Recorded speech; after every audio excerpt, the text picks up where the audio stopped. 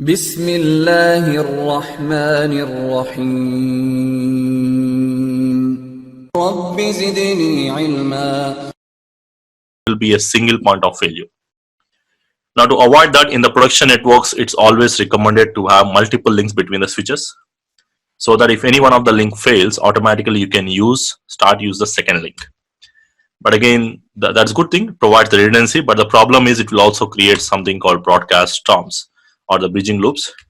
Some other possible issues are like broadcast storms, your MAC table will continuously update because of the broadcast, and as you have multiple paths, so you may receive multiple frames from both the sides.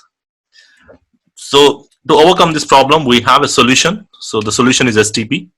So we can go with this solution called STP, which will automatically ensure that one of the path is forwarding the traffic, whereas the remaining routes are temporarily blocked.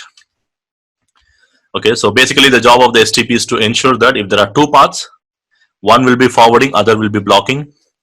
If there are three paths, then one will be forwarding, remaining two will be blocking. Similar way, if there are four paths, then one will be forwarding, remaining three will be in the blocking state. So that's what we have seen. It's a standard protocol and it is by default enabled on Cisco devices. So how the STP is going to work, we'll try to understand with a couple of scenarios here. The first step is it is going to select the root bridge. Now, root bridge is nothing but a central switch from where you can make all the decisions, and then selecting the root port and selecting the designated and the non-designated ports. Nothing but your forwarding and the blocking ports. So again, here when I use the term bridge, nothing but you need to understand it's a switch. So when I say switch ID means bridge ID, switch ID, same thing. So basically the root bridge selection is done based on the least bridge ID. So whichever the switch is having the best bridge ID, that will win. And the bridge ID will be decided based on the priority values. So whichever the switch is having the least priority value, like in this example, assume these are the priority values. So A will become the root bridge and the remaining switches will become the non-root bridges. So if there is a tie in the priority value, the tiebreaker will be the system ID or the MAC address. Whichever is the least, that will win. Like in our example, we have seen that A becomes a root bridge and the remaining switches will become the non-root bridges. So the first step is selecting the central switch or the focal point, we can say, or basically a point of reference from where you can make the decisions. So typically that is selected. So in our example, A is selected as a root bridge.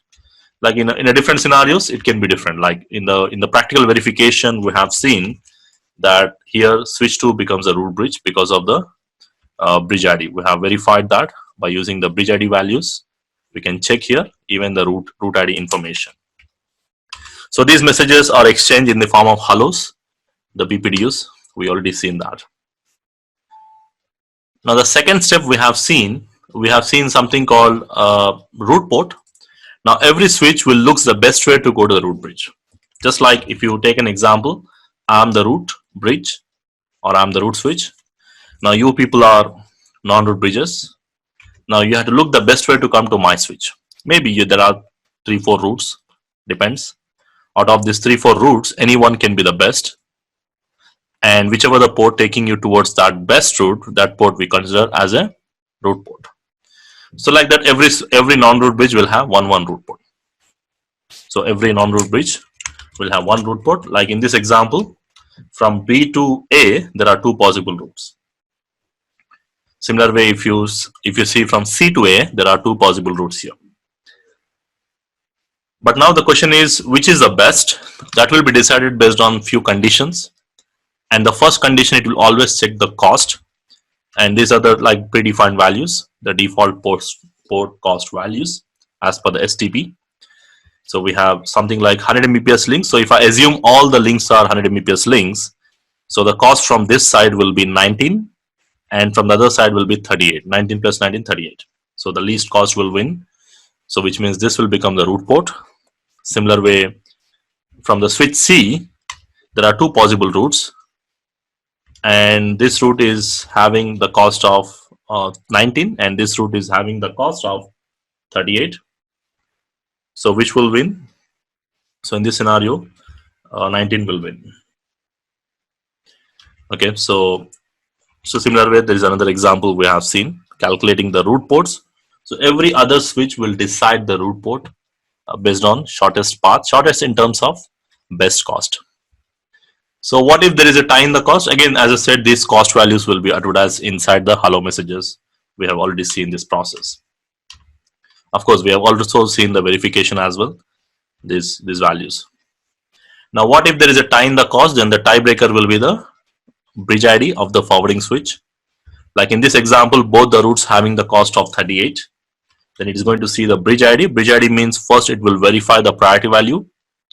And if the priority value is same, then the system ID, the MAC address.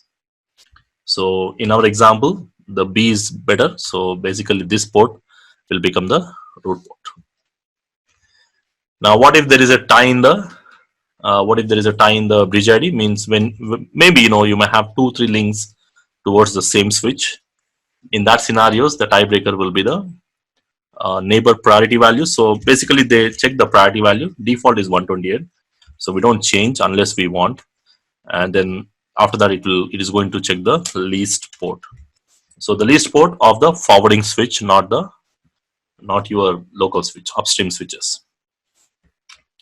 And this will be the root port, because assuming the priority value is same, then the port priority least will win. So this will win, which means this port will be the root port.